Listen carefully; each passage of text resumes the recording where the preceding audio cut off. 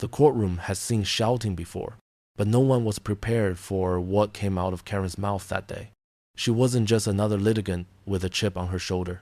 She was the kind of person who walked into every room like she owned it, convinced that her size, her voice, and her defiance gave her power over everyone else. But when she leaned forward, smirk curling across her face, and sneered at Judge Judy, calling her a skinny B times Taj, the air inside that courtroom changed instantly. Before we dive into this incredible case, tell me in the comments where you're watching from. I love seeing where my viewers are around the world. And don't forget to hit that subscribe button so you never miss more unbelievable cases like this one. Now, sit back, relax, and enjoy the video. It wasn't just an insult. It was a declaration of war. The gasp that followed felt like a ripple of electricity, sweeping from the jury box to the gallery seats. Even the camera seemed to pause, catching Judy's eyes, narrowing ever so slightly. Everyone knew Judy's reputation. She had handled liars, cheaters, scammers, and screamers for decades, but never, in all her years on the bench, has someone dared to come for her in that way, right there in her own courtroom. And here's where the story takes its first twist. Because Judy didn't respond immediately, she let the insult hang in the air like smoke, choking the silence, letting Karen believe she had won a moment of dominance. But that hesitation wasn't weakness. It was calculation. Judy was building the pressure, letting Karen stew in the false sense that she had landed a blow. Everyone in the room leaned forward, waiting, holding their breath, because they knew Judy was about to strike back. But what Judy said next wasn't just going to defend herself. No, this wasn't about Judy's pride or her appearance. What she was about to unleash would expose Karen for who she really was and make her the laughingstock of the entire room. The insult Karen thought would wound Judy would instead turn into a mirror, reflecting every ounce of arrogance, disrespect, and hypocrisy right back at her. And the comeback Judy had loaded, like a bullet in the chamber, was going to do more than silence her. It was going to make her waddle out of that courtroom in utter humiliation. That's why this moment matters. Because this wasn't just about two women exchanging insults. This was about respect, about power, about what happens when arrogance collides head-on with discipline, wit, and authority. Karen thought she was untouchable. She thought her voice would drown Judy out. She thought size equals strength. But she forgot one thing. Judge Judy doesn't lose her courtroom. Not to liars. Not to manipulators. And definitely not to a Karen who thinks an insult can win the day. So, before I show you exactly what Judy said that shattered Karen's confidence and left her crawling for the exit, let me tell you this, you don't want to miss it. Because her comeback didn't just stun the courtroom, it left Karen wishing she had never opened her mouth at all. And if you're ready to hear how Judy flipped the tables with one of the sharpest comebacks of her career, make sure to hit that like button right now and subscribe. Because what you're about to hear is going to blow you away. Respect, that was a word echoing through every corner of the courtroom after Karen spat out her insult. To the casual observer, it might have looked like just another loudmouth litigant mouthing off. But in reality, this moment carried weight far beyond a single insult. Because when you attack Judge Judy not just as a judge but as a symbol of authority, you don't just test her patience. You test the foundation of the courtroom itself. For years, Judy had built her career on a razor-thin balance of discipline and dominance. She was feared, yes, but she was respected more. That respect was the invisible order holding the room together. The reason why people who wanted to lie, dodge, or disrespect suddenly sat straighter when her eyes locked on them. Everyone knew you couldn't win a war of words against Judy. Her tongue was sharper than a lawyer's pen, and her mind faster than any excuse. But Karen wasn't like everyone else. She didn't see Judy as a figure to respect. She saw her as a target, a woman who, for the first time, she thought she could diminish with one ugly phrase. And that was the danger. Because if Judy let this go, even for a second, it wouldn't just be about one Karen in one courtroom. It will open the door for every entitled person who thought they could walk in, spit venom, and rewrite the rules. That's what made this moment different. It wasn't about Judy's pride. It was about the system she represented. The stakes were enormous. If Judy stayed silent, Karen would win the room, and the message would be clear. Authority could be mocked. The crowd would remember Judy not for her sharpness, but for her silence. And that silence would grow louder outside the walls of that courtroom.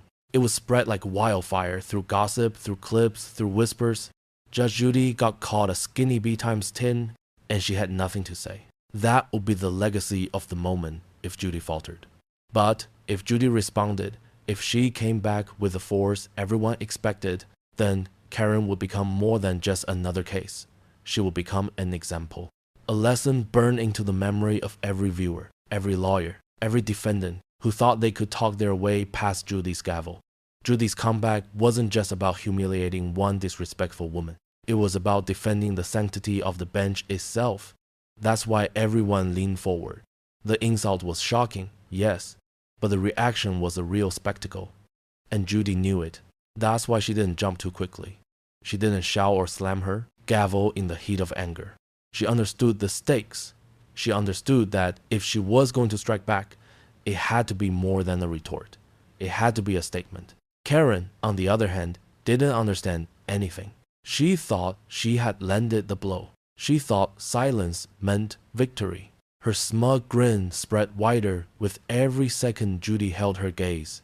Her body language screamed triumph, as if she had knocked the air out of the most unshakable judge in America. But what Karen failed to realize was that silence was Judy's most dangerous weapon, because silence built tension. Silence magnified the insult. Silence turned the courtroom into a pressure cooker, and everyone knew that when Judy finally opened her mouth, the explosion would make Karen's words look like a pebble against a mountain. And here's the hidden truth. This wasn't just about Judy and Karen. It was about every single person watching. The audience in the courtroom, the millions who would later see the clip, the lawyers, the plaintiffs, the defendants, all of them sitting in judgment of the judge herself. Could she still command fear? Could she still turn an insult into an opportunity? The stakes weren't just high, they were historic. To understand why this matters so much, you have to understand who Karen was. She wasn't just obese in body, she was obese in ego. She had built her whole identity around dominating spaces, using her voice like a weapon, throwing her weight, both literal and figurative, into every argument until the other side collapsed from exhaustion. People avoided confronting her because it wasn't worth the energy. She thrived on making others uncomfortable, and for years it had worked. But Judge Judy wasn't a waitress Karen could bully. She wasn't a cashier Karen could shout at. She wasn't a neighbor Karen could threaten to silence. Judy was a judge, a woman whose very presence defined authority, and when Karen tried to bulldoze her with an insult, the stakes became crystal clear. Would Judy be just another victim of Karen's chaos, or would she be the immovable wall that Karen finally smashed against? That's why the insult hung in the air so heavily. It was more than words. It was a challenge to Judy's crown, to her legacy, to the idea that no matter how loud, how arrogant, how disrespectful someone could be, Judy was always one step sharper, one level higher, one comeback away from total control. The crowd knew what was coming. The lawyers knew. The bailiff knew. Even Karen, deep down beneath the smirk and the bravado, began to sense that pit in her stomach that told her she had made a mistake. She didn't admit it yet, not out loud, not even to herself, but the way her eyes flickered nervously as Judy stayed silent betrayed her. She could feel the stakes too. She could feel the weight of the gavel already tilting against her. And then came the twist no one saw coming. Judy's silence wasn't just silence. It was strategy. She wasn't thinking of a response. She already had one. She was letting Karen dig her own grave, word by word, smirk by smirk, because the more Karen gloated, the harder she'd fall. Judy wasn't going to just answer the insult. She was going to use Karen's arrogance against her, flipping the entire courtroom on its head. That's what made this more than a clash of personalities. It became a moral stage. The stakes transformed into a bigger question. Who wins when arrogance collides with wisdom? When entitlement faces discipline?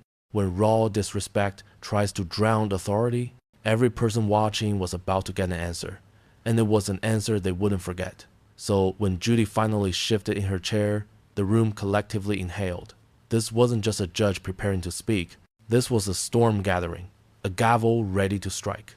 Karen thought she had scored the first and only hit, but Judy was about to prove that the opening move doesn't decide the game. It's the finishing blow that everyone remembers. Karen wasn't just another case file in Judge Judy's courtroom. She was the embodiment of every arrogant, entitled personality that had ever strutted through those doors. From the moment she waddled in, she carried herself like the rules didn't apply to her. Her voice was loud enough to drown out reason, her smirk wide enough to mock authority, and her attitude heavy enough to crush any sense of humility. People like Karen didn't just break the rules, they acted as if rules were made for everyone else but them. This wasn't the first time Karen had played the role of aggressor. In her neighborhood, she was infamous. Clerks at the grocery store dreaded seeing her in line because she would nitpick every price, accuse them of mistakes, and turn a simple transaction into a battlefield. Fast food workers had whispered her name like a warning, recalling the times she screamed over a missing sauce packet. Even her neighbors had grown used to the sound of her shouting from her porch, demanding silence while she blared her own music at midnight. Karen thrived on conflict. It was her oxygen. And yet, underneath the bravado, Karen's behavior wasn't about strength. It was about control. Her insults, her shouting, her towering presence, they were all weapons meant to intimidate people into submission. For years, it worked. Most people weren't willing to engage with her chaos. They'd sigh, roll their eyes, and let her win, just to avoid the storm. That was Karen's power. Not true respect, but forced silence. But what Karen failed to realize was that she had finally met her match. Judge Judy wasn't a cashier she could bully or a neighbor she could scare. Judy thrived on confrontation. She sharpened her tongue on the lies and arrogance of people exactly like Karen. And unlike everyone else in Karen's life, Judy didn't have the option of stepping aside. The courtroom was hers and her. Authority wasn't up for negotiation. So when Karen lobbed her ugliest insult yet, she thought it was just another victory in a long line of intimidation. What she didn't know, what she couldn't possibly know, was that Judy had been waiting her entire career for someone just like her. And this time, the game wouldn't end with Karen walking away smug. It would end with her exposed. Judge Judy was not born into power. She built it one case at a time, one decision at a time, one razor-sharp word at a time. From her earliest days as a prosecutor in New York, she developed a reputation for being relentless. While other lawyers shuffled papers and softened their tone to avoid ruffling feathers, Judy leaned into confrontation. She had no patience for excuses, no tolerance for lies, and no hesitation to expose arrogance wherever it appeared. And when she took her seat on the bench, that sharpness only deepened. Decades in the courtroom had turned Judy into a living legend. She wasn't just another judge presiding over small disputes. She became a cultural icon because of her ability to cut through nonsense with surgical precision. Her voice alone was enough to silence a room. Her glare could freeze the most arrogant defendant mid-sentence. And her reputation? It stretched far beyond the courtroom walls. People didn't just watch her show for justice, they watched it for Judy, for the fireworks, for the thrill of watching arrogance dismantled by wisdom in real time. Judy's authority wasn't about theatrics, it was about discipline. Every word she spoke carried weight because she never wasted them. When she raised her voice, it wasn't out of loss of control, it was because she chose to weaponize it. When she paused, it wasn't hesitation, it was calculation.